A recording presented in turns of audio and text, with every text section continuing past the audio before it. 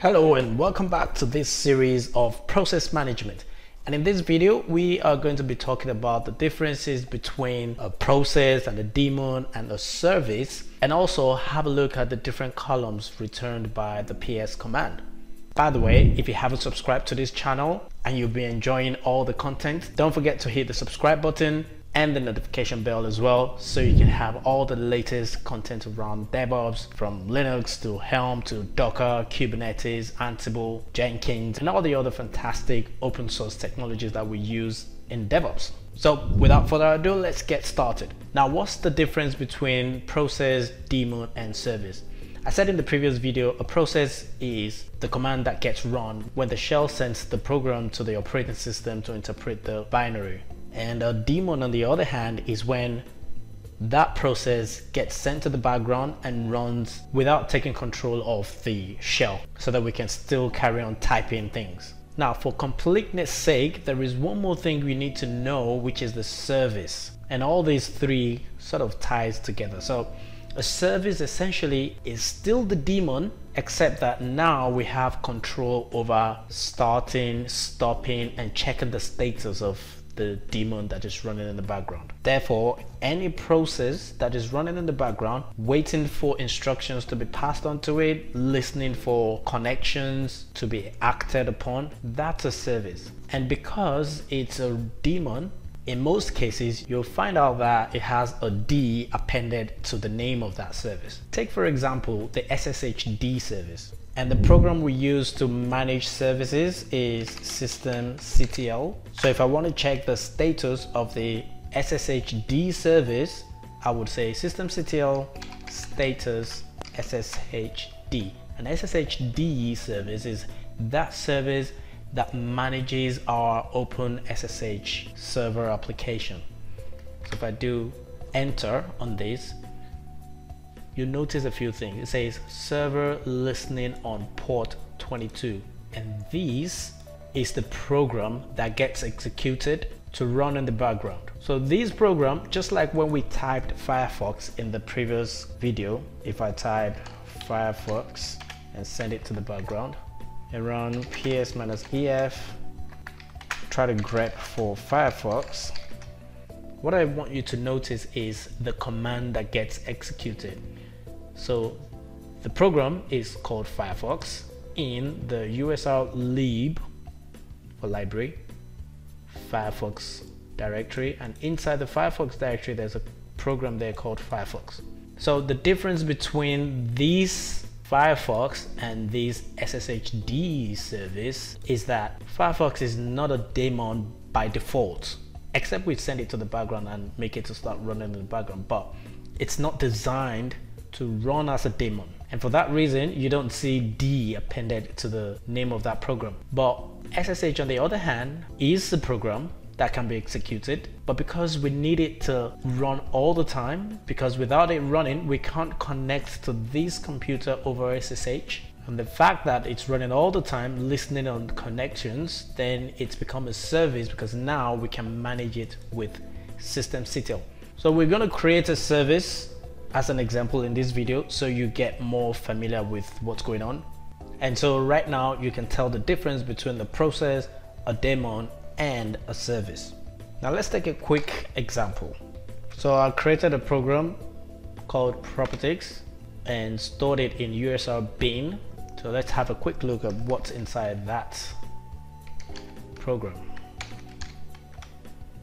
So it's a simple command that pings a properties subsidiary called properties homes at the web address www.propertieshomes.com, and we're doing a redirection into a file in the temp directory called properties. And so essentially what we're doing is we're running this ping command, and the standard out, we're redirecting it into a file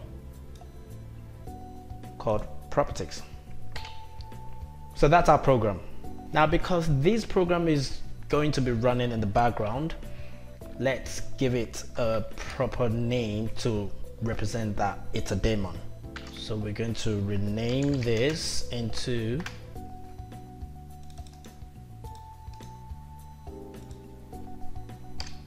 properties D, but the only way we can automatically run this in the background without having to come to the terminal and do things like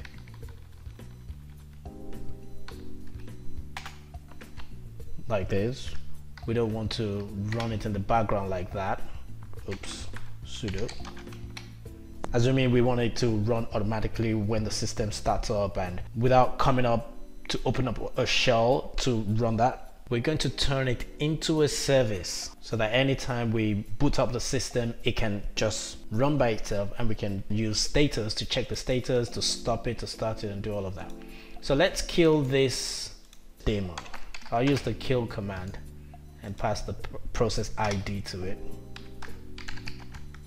Don't forget the sudo. Now that's terminated.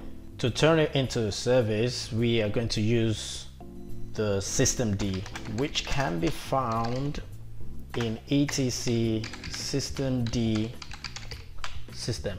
And I'm going to do a special video more on Systemctl, so don't worry too much for now. So in this configuration folder, we can find different configuration files for services.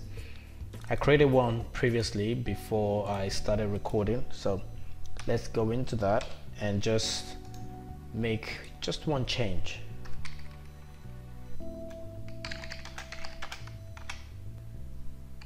Now because we already changed that program to properties D, I'm just gonna add D to the end. So this is a simple systemd configuration file that helps us manage daemons as a service. And I'm gonna put the code in the description section in the video so that you can try this out on your own. Alright, so I'm saving that, and now we can run sudo systemctl enable properties. And you'll notice I've used properties, not properties D, because properties is the name of the service. See, the service we created in etc systemd system, that's properties.service. So I can either refer to it as properties.service or just properties. Linux understands, because if I had said .service, it would still work. But because it already created the symlink, we didn't get any output. So let's carry on. So what I'd like to do first is do a status on this service. Now the service is failed because it's not running. As you can see here, it says stopped properties. Now rather than running the daemon from the foreground on our shell, we are just going to use systemctl to start it. And before I start it, let's go into another shell and do a tail on that file in the temp folder, and that is temp properties, which is where it's redirected. Just use sudo.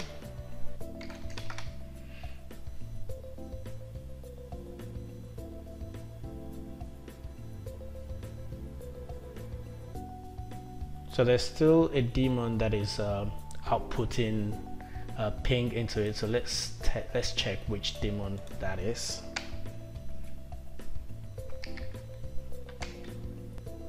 ps-ef grep properties. So sure enough, we have a process that is still doing that ping. So let's kill that. We're going to kill everything. Properties not found. Okay, it's running the ping command, so let's kill ping. Not permitted because we're not using sudo, and that should be fine. As you can see, it has stopped dropping data in here. So I'm just gonna hit on enter, enter, enter. You can see we don't have any new data coming in. So what we will do here is to start the service, and let's do a ps again in this shell to see if there is anything. Right, so the only properties process is the tail that we just ran, and this grep in this shell. Actually, I've got 2 shell sessions running the tail command. You know what? Let's just kill everything so we have a clean output. kill all tail. Good. So everything is clean and our tail would have been dead by now. And now we can run our tail again, and that's it. Okay, so let's see what we have. Alright, so what we have is our tail command, which currently is just listening for something new to come into this file. So let us start this service and check the status. Status. As you can see, PropTix is running as a service, and the Daemon is running the USR bin PropTix D program, and within that program it's running this ping to proptixhomes.com. Started PropTix. So let's check our tail. Now you can see the file is getting populated with ping. It's sending some packets to the website. Oh, poor PropTix Homes. This is not going to be good on PropTix Homes server, but I guess it's okay just for you guys to understand what we're trying to do. Alright, so now that our service is up and running, everything is good. If I shut down the system and start it up again, because that program is now being managed as a service, it's going to automatically start up. Okay, so let's begin to dig into some of the columns returned by the PS command. With the ps-f, we have the UID, which is the user that is running the process. There's the PID, which is the process ID. Every process that gets created has an ID, and there is a parent process ID. To explain the relationship between the PID and PPID is a term called fork, F-O-R-K. What happens when you run a program is a process will get created, which is the parent process, and that's going to be your shell. In my case, I have the bash, the born again shell. Now that process is then going to spin up a new process which will be dedicated to that program that you run. As you can see, in this case, we're running Firefox, and the parent process for Firefox is the 20744, which is the bash. That means every command that I get to run on this terminal for my shell would have the same parent ID. So even this ps-f command that I just ran has a parent ID of the same one, because it is this shell that is forking or creating a new shell to run that process.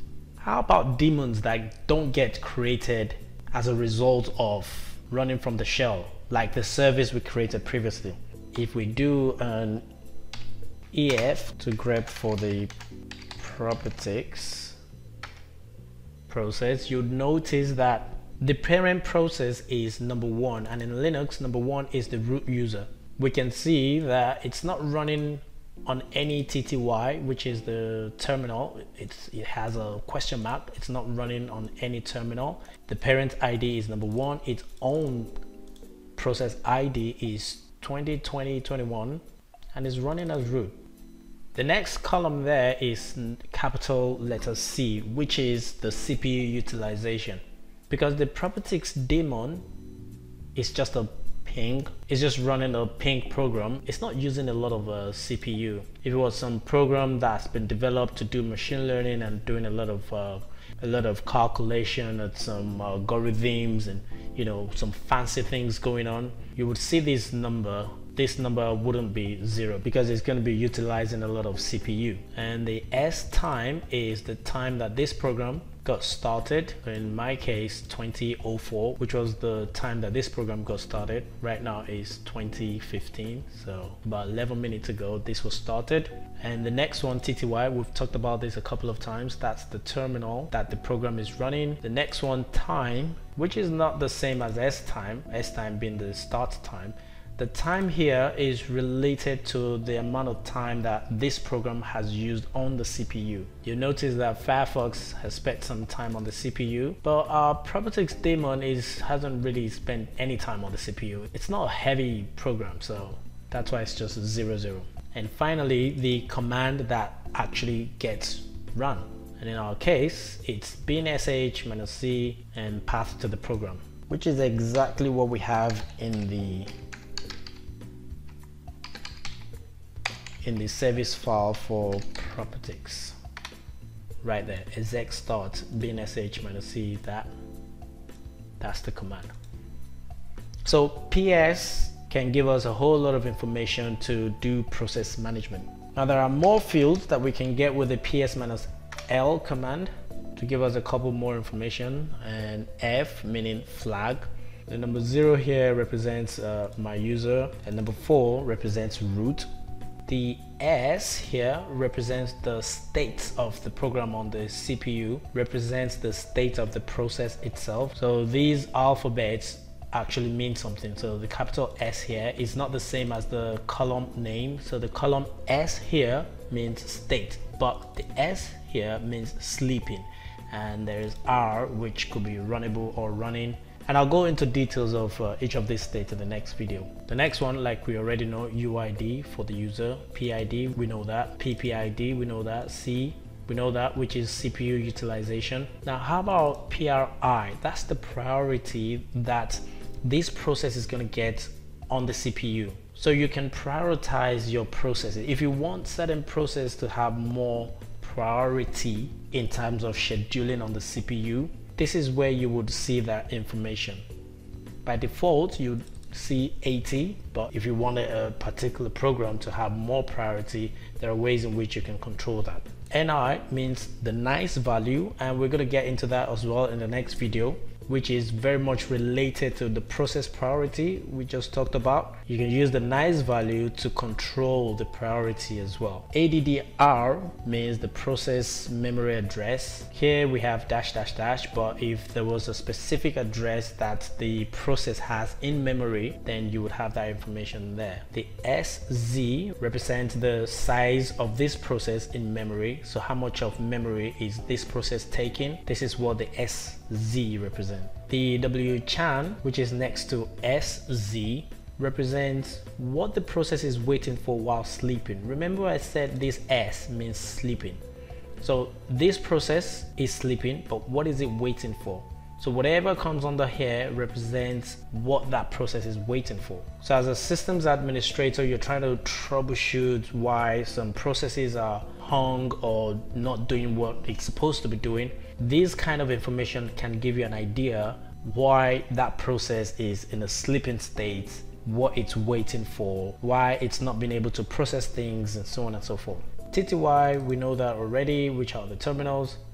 Time and command, we've already talked about that previously.